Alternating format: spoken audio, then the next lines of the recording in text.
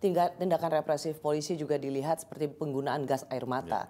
Dan itu dilakukan secara, kalau saya katakan, banyak yang menilai membabi buta, dan juga ada kritik soal penggunaan gas air mata yang ternyata juga sudah kadaluarsa. Tidakkah ini juga menunjukkan bahwa sering sekali tindakan represif itu tidak untuk mereka yang ingin melakukan kerusakan, tetapi juga untuk para demonstran? Ya. Jadi memang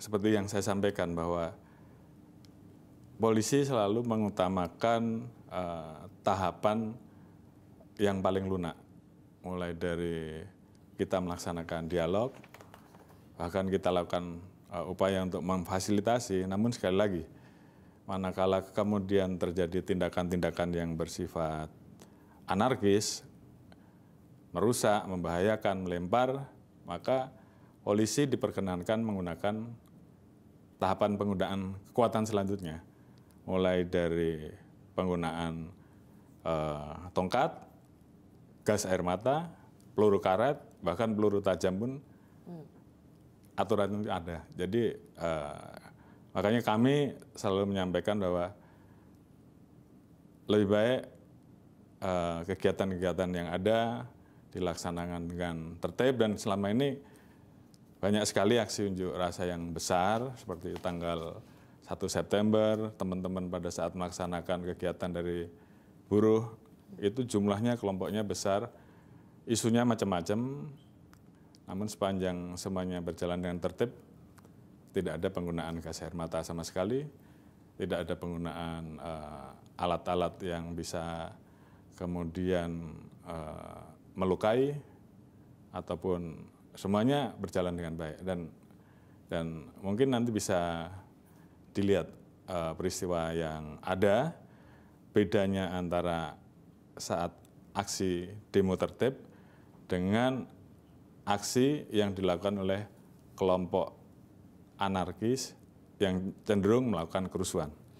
Kalau misalnya katakan mereka terindikasi dan polisi menemukan bukti bahwa mereka melakukan tindak perusakan, kekerasan, oke, mereka ditangkap oleh polisi. Tetapi Amnesty International juga Indonesia mencatat 561 korban kekerasan fisik dan intimidasi, 244 korban gas air mata dan water cannon.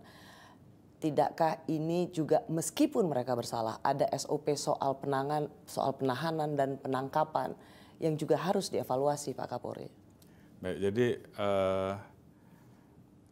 dari para pelaku unjuk rasa ataupun para pelaku tindakan anarkis, tentunya kita juga memilah-milah. Banyak yang diamankan, tapi juga banyak yang dibebaskan.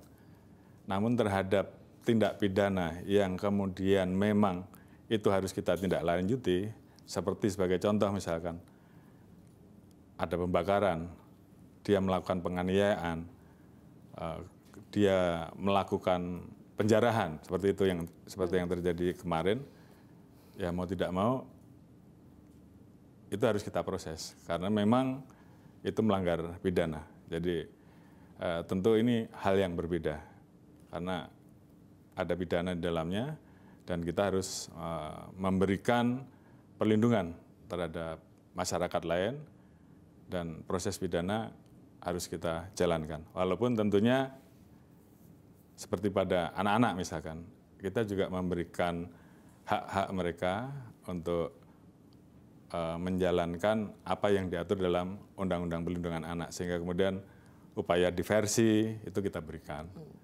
Jadi tidak semuanya kemudian kita lakukan proses pidana seperti orang dewasa pada umumnya. Jadi hal-hal tersebut tentunya kita berikan, termasuk juga restoratif justice terhadap orang-orang tertentu juga kita berikan.